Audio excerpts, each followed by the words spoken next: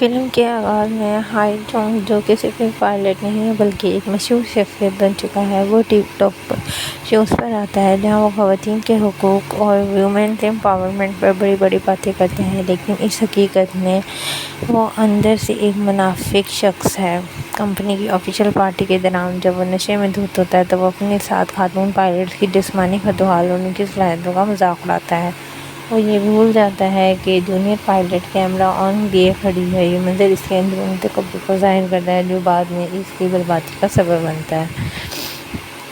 جب جونگ ہر جگہ سے ریجیکٹ ہو جاتا ہے تو وہ اپنی بہن جونگ می کے یوٹیوب اسٹوڈیو کا رخ کرتا ہے۔ یہ فلم کا سب سے بڑا مزاحیہ حصہ ہوتا ہے۔ اس کی بہن ایک بیوٹی انفلوئنسر ہے۔ وہ پہلے تو جونگ کے اس کے پاگل پن والے آئیڈیا کو مسرت کر دیتی ہے، لیکن بھائی کی مالی حالت دیکھ کر وہ راضی ہو جاتی ہے۔ لیکن اسے بعد میں دکھایا جاتا ہے کہ کس طرح جونگ کی داڑھی اور پورے جسم کی دردناک ویکسنگ کی جاتی ہے۔ اسے نسوانی آواز نکالنے کی ٹریننگ دی جاتی ہے اور ہائی ہیلز پر چڑھنا سکھایا جاتا ہے۔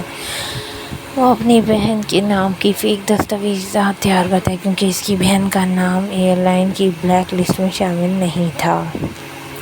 جب جونگ وہ لڑکی بن کر ایئر لائن میں انٹرویو دینے جاتا ہے تو فلم کارپوریٹ دنیا کی منافقت پر طنز کرتی ہے۔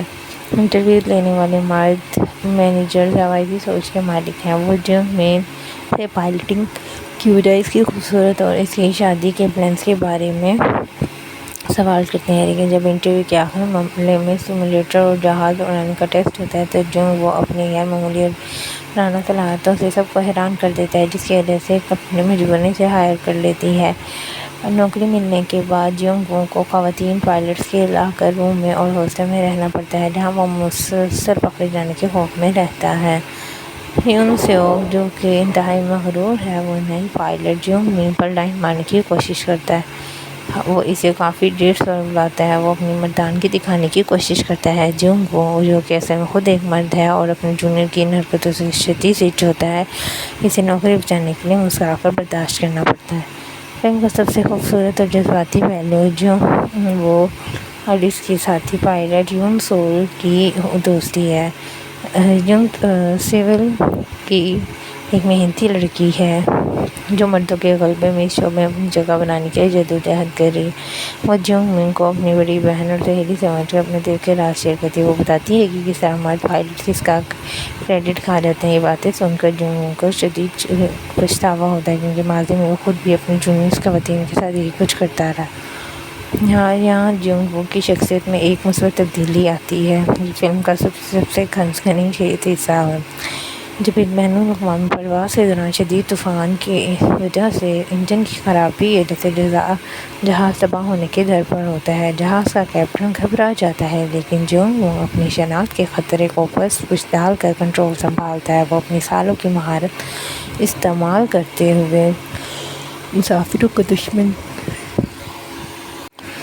مسافروں سے بھرا ہوا جہاز انتہائی خطرناک سچویشن سے نکال کر محفوظ لینڈ کرواتا ہے۔ اس سین میں پائلٹ کے روم میں اس کی بہادری کو شاندار طریقے سے فلمایا گیا ہے۔ میڈیا میں مقبولیت بڑھنے کے بعد جونگ کے پرانے دشمن اور ایئر لائن کی انتظامیہ اس کی اصل شناخت کا پتہ لگا دیتے ہیں اور اس پر دھوکہ دہی کا کیس بنتا ہے۔ ایک بڑی پریس کانفرنس ہوتی ہے جہاں میڈیا جونگ پر سوالات کی بوچھار کر دیتی ہے۔ جونگ وہاں بھی اتار کر اپنی اصل شناخت ظاہر کرتا ہے۔ وہ عدالت یا جیل کسی کے خوف سے نہیں بلکہ سچ اور دل سے اعتراف کرتا ہے کہ وہ اس نوکری پانے کے لیے جھوٹ بولا اور اس حقدار خواتین کی جگہ لے لی، اور اپنی دوست سول گی سے بھی معافی مانگتا ہے کہ جس کا اس نے اعتماد توڑا تھا۔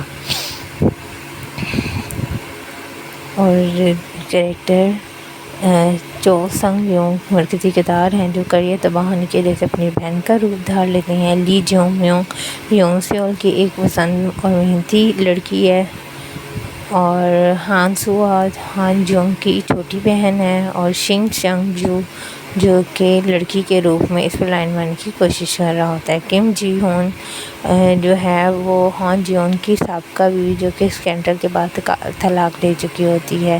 اور یہ فلم جو ہے اور جب اس کی سچائی ثابت ہوتی ہے تو اینڈ میں اس کو جو ہے وہ معاف کر دیا جاتا ہے، اور یہ اپنی غلطیوں کی بھی معافی مانگتا ہے، جس کی بنا پر اس کو پائلٹ کی نوکری دوبارہ مل جاتی ہے۔ یہ فلم 31 جولائی کو 2024 کو کوریا سنیما گھروں میں ریلیز ہوئی تھی اور اس نے شاندار ریکارڈ قائم کیے۔ نیشنل ریٹو ریکارڈ اوپننگ فلم نے اپنے ریلیز کے صرف 4 دنوں کے اندر 10 لاکھ ملین ٹکٹ فروخت کرنے کا ریکارڈ بنایا، جو کہ کوریا میں اس سال کی گرمیوں میں سب سے تیزی سے 1 ملین کا حصہ عبور کرنے والی فلم بن گئی تھی۔ ٹوٹل بزنس دنیا بھر میں مجموعی طور پر 30.9 ملین امریکی ڈالر کا شاندار بزنس کیا۔ ٹوٹل ویوز جنوبی کوریا میں تھیٹرکل رن کے دوران اس فلم کو 4.7 ملین سے زیادہ لوگوں نے سنیما میں جا کر دیکھا، جس کی وجہ سے یہ 2024 کی کامیاب ترین کورین مووی بن چکی۔ بریک ایون پوائنٹ فلم نے اپنے ریلیز کے دوسرے ہفتے ہی اپنا بریک ایون پوائنٹ پار کر لیا تھا اور ایئر لائن انڈسٹری پر کلین کامیڈی ڈرامہ کی ناقدین کی طرف سے بھی بہترین ریٹنگ ملی۔